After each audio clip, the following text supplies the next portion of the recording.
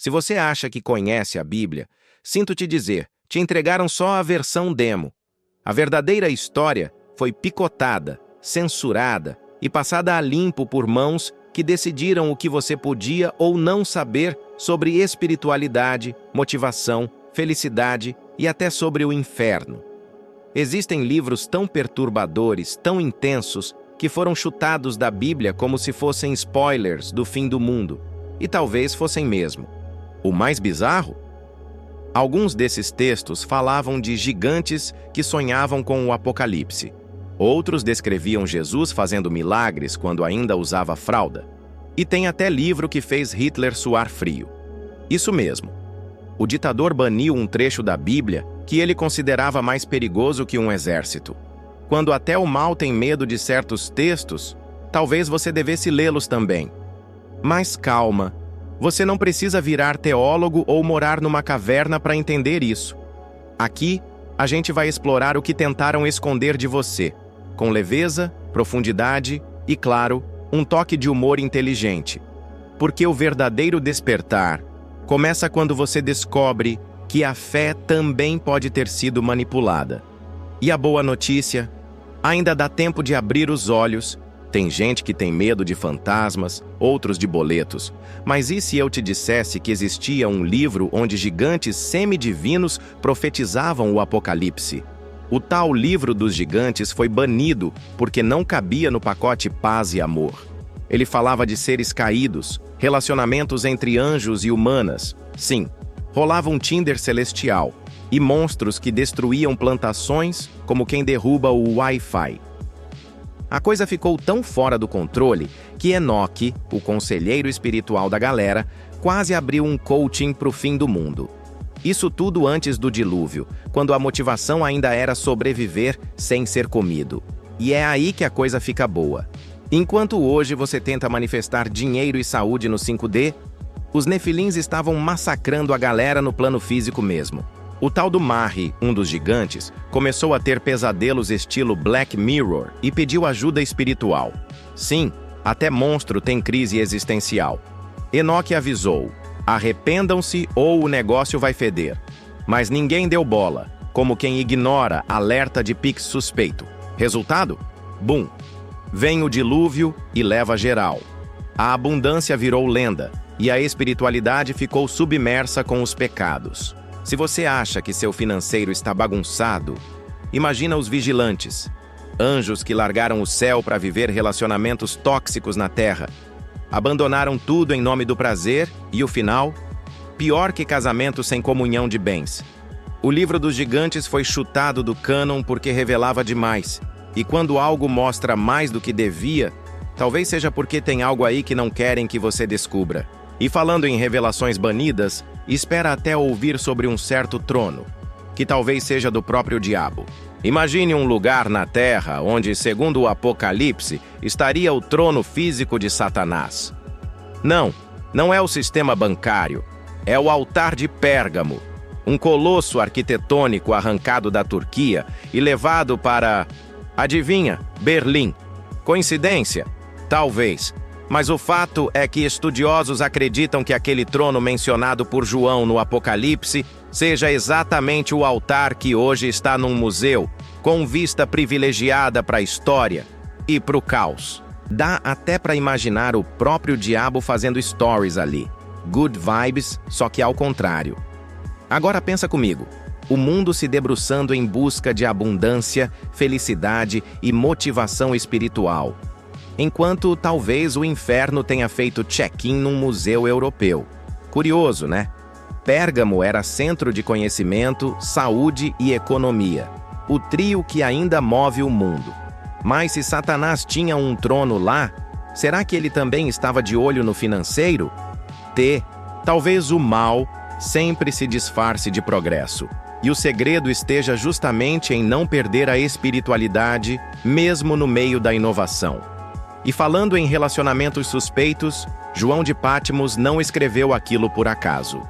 O homem teve uma visão potente, em pleno exílio, e mesmo assim, enxergou o que muita gente com iPhone 15 e terapia semanal não consegue ver. Às vezes o mal não grita, ele se impõe com elegância. A saúde da alma depende de reconhecer esses tronos invisíveis que ainda reinam sobre decisões cotidianas. Mas calma, porque se isso já te deixou desconfortável, imagina quando te contarem que alguns livros inteiros da Bíblia sumiram, não por acidente. Tem gente que some com boletos da mesa e acha que está mudando o destino. Martinho Lutero foi além. Na Reforma Protestante, decidiu remover 7 livros inteiros da Bíblia. Simplesmente olhou para Tobias, Judite, Macabeus e companhia e disse: "Vocês não servem mais." A justificativa? Faltava inspiração divina e precisão histórica. Se fosse hoje, provavelmente os acusaria de espalhar fake news. E assim, o que antes era visto como sagrado passou a ser tratado como excesso de bagagem espiritual.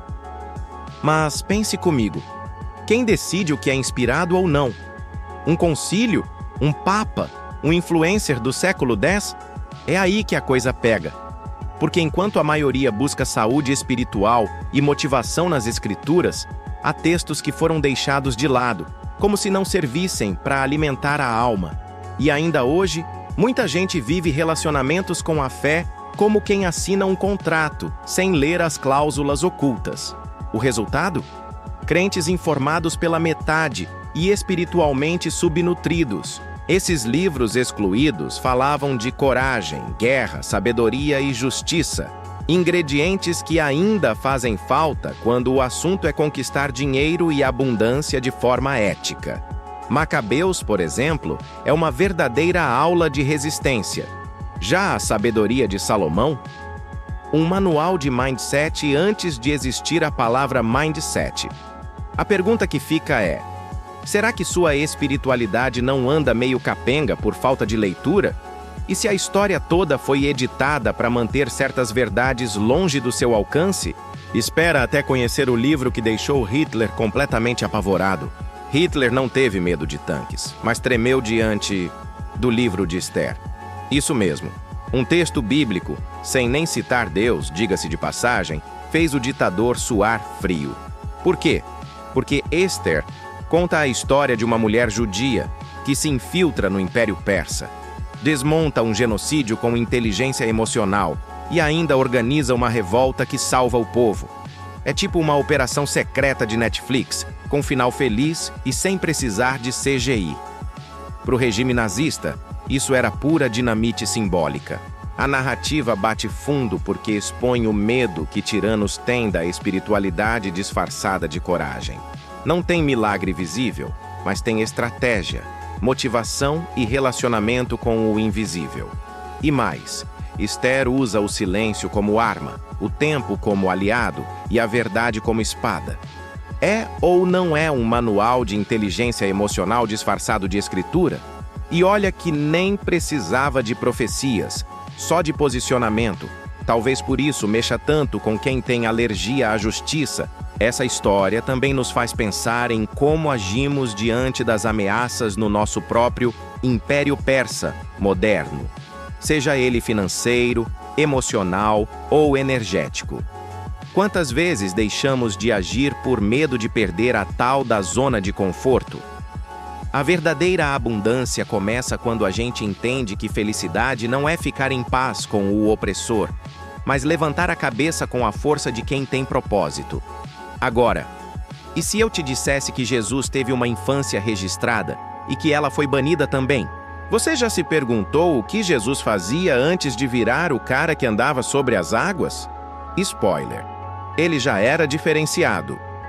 O proto-evangelho de Tiago, um dos livros mais censurados da história cristã, revela uma infância nada convencional. Tipo, Maria sendo alimentada por anjos no templo desde os 3 anos, José sendo escalado como guardião espiritual só porque era viúvo, e Jesus, bem, nascendo de um enredo que até roteirista de filme bíblico teria vergonha de inventar. Mas a igreja preferiu deixar isso de lado, como quem ignora uma notificação importante. Esse livro mostra que a espiritualidade não começa quando você se batiza ou entra no retiro de fim de semana. Começa na origem. na relação com o divino antes do mundo tentar te dizer o que é normal. O proto-evangelho é quase um lembrete de que a felicidade e o propósito estão na raiz, não na performance. A história de Maria, por exemplo, fala de saúde emocional antes disso ser moda no Instagram, de doação, silêncio e conexão com o invisível. Tudo o que muita gente procura hoje com pressa e sem direção. Imagina crescer sabendo que você carrega um destino cósmico, mas ao mesmo tempo precisa lidar com o peso de expectativas humanas. Talvez por isso muita gente se perca nos relacionamentos, porque tenta viver um destino espiritual com ferramentas emocionais emprestadas. E quando você começa a entender isso, é impossível não perceber como a manipulação da fé também pode começar cedo. Quer um exemplo? A Bíblia, que foi escrita exclusivamente para manter escravos obedientes. Imagine abrir uma Bíblia e não encontrar Gênesis, nem Êxodo, nem nada que fale de liberdade, justiça ou milagre.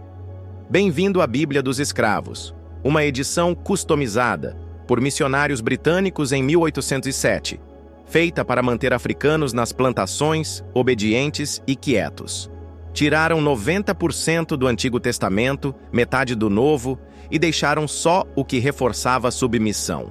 Tipo a parte de servos, obedeçam aos seus senhores com temor. A espiritualidade virou manual corporativo de RH para senhores de escravos. E a fé, um chicote disfarçado de esperança. Essa manipulação descarada mostra o quanto relacionamentos com o sagrado podem ser distorcidos por interesses financeiros. Sim, até a fé já foi usada como moeda, e não só de troca, mas de opressão. Enquanto uns buscavam abundância de alma, outros queriam lucro com corpos alheios. Essa edição da Bíblia tirou até o direito à motivação. Afinal, quem lê sobre Moisés libertando escravos pode começar a ter ideias perigosas, tipo exigir dignidade ou, veja só, liberdade. Agora pense comigo, se já conseguiram fazer isso com um livro milenar, o que não fazem hoje com seu feed? A diferença é que agora a censura vem disfarçada de algoritmo. E se você acha que isso é coisa do passado, talvez esteja na hora de rever que tipo de escrituras você anda seguindo. Porque enquanto você tenta alinhar espiritualidade com saúde, dinheiro e felicidade, tem gente apagando páginas inteiras da sua consciência sem que você perceba. E se você acha isso assustador, espere até conhecer o livro que descreve o inferno com detalhes que fariam Dante Alighieri se benzer 2 vezes. Se você acha que seu extrato bancário já é um vislumbre do inferno, é porque ainda não leu o Apocalipse de Pedro. Esse livro, que era tão popular no século I quanto o Apocalipse de João, foi chutado da Bíblia por ser gráfico demais. Pedro descrevia o inferno com a riqueza de detalhes de um diretor de cinema de terror. Gente sendo pendurada pela língua, afogada em pântanos ferventes, mordida por cobras e até almas que mastigavam as próprias mentiras em chamas. A espiritualidade aqui não é paz interior, é sobrevivência psicológica em 4D. Mas tem um detalhe que poucos notam. Pedro também descreve o céu. Um lugar de abundância, beleza, felicidade e roupas feitas de luz, provavelmente mais sustentáveis que muito fast fashion por aí. Ou seja, não era só terrorismo espiritual, era um contraste, um espelho. Quem vive de forma digna aqui, colhe saúde e plenitude lá. A questão é, a vida que você leva hoje está mais próxima da celebração ou da penitência? Não precisa responder em voz alta, mas reflita. Esse livro foi excluído porque deixava as consequências do livre-arbítrio desconfortavelmente claras. E convenhamos, tem gente que prefere viver de motivação sem manual de responsabilidade. É tipo querer riqueza sem olhar os boletos da alma. Mas, e se os maiores medos não estivessem no inferno, e sim nos livros que você nunca teve permissão de ler? Porque os próximos textos que foram censurados fazem até o Apocalipse parecer um conto de fadas. Prepare-se, porque agora o negócio sai completamente da curva. Se você achava que já tinha visto heresia suficiente, os borboritas entram na sala e dizem: "Segura meu cálice, de sangue menstrual." Sim, você leu certo.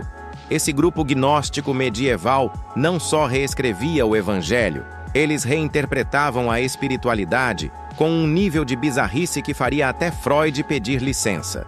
Entre os livros sagrados deles estavam o Evangelho de Eva, o Apocalipse de Adão e as perturbadoras Grandes Questões de Maria. Só os títulos já mereciam um selo de não recomendado para quem ainda acredita que espiritualidade é só mantra e incenso. Mas o que realmente chocava não era só o conteúdo simbólico, era o literal. Rituais com fluidos corporais, canibalismo fetal e orgias litúrgicas com roteiro próprio. E não estamos falando de fanfic moderna. Esses textos circulavam entre intelectuais que, de alguma forma, viam nisso uma forma elevada de conexão espiritual. A pergunta que fica é: até onde vai a busca por felicidade, motivação e abundância espiritual, antes de virar delírio ritualizado? O mais louco é que, no meio dessa esquisitice toda, eles ainda tratavam Maria Madalena como uma deusa, e criticavam o Deus do Antigo Testamento como se fosse um impostor cósmico. Loucura? Talvez. Mas também um alerta. Nem todo conhecimento oculto é sinônimo de sabedoria. E nem todo livro proibido guarda verdades libertadoras. Alguns guardam só traumas com capa bonita. E se até esses textos sobreviveram por séculos, imagina o impacto do próximo, onde Judas pode não ter sido o vilão, mas o herói incompreendido da história. Imagina estudar espiritualidade a vida inteira e descobrir que Judas talvez não tenha sido o vilão, mas o discípulo mais fiel. Pois é exatamente isso que diz o Evangelho de Judas. Encontrado no Egito e traduzido só em 2006, esse manuscrito revela uma versão onde Judas não traz Jesus por ganância, mas por missão divina. Tipo aquele amigo que te empurra do penhasco, mas com o paraquedas já amarrado. No texto, é o próprio Cristo quem revela os maiores segredos do universo apenas a Judas, como quem entrega um cofre para quem mais confia. Essa versão bate de frente com séculos de doutrina e balança a base de muita motivação cristã. Porque se Judas foi um canal de abundância espiritual e não de desgraça, então talvez a história da sua própria vida esteja mal contada também. Quantos traidores você já rotulou sem saber o propósito real por trás do caos? Quantas vezes você desistiu de um relacionamento, de um caminho ou até de um sonho porque não entendeu o plano maior? O Evangelho de Judas é um espelho sujo, difícil de olhar, mas necessário.